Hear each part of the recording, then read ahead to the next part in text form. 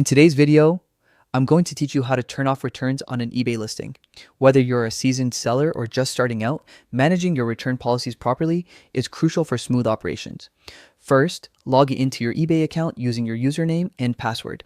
Once you're in, go to My eBay. From there, click on Selling to access your seller hub.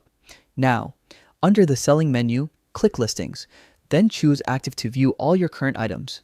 Find the listing where you want to turn off returns and click Edit. Next, scroll down to the Preferences section. Here you'll see different options, including shipping and return settings. Click the pencil icon next to your settings to make changes. In the Return Policy section, click the three dots, then choose Edit Return Policy. Now you'll see a section labeled Domestic or International Returns. Here, toggle Accept Returns to the Off position. Finally, scroll down and click Save to confirm your changes. That's it.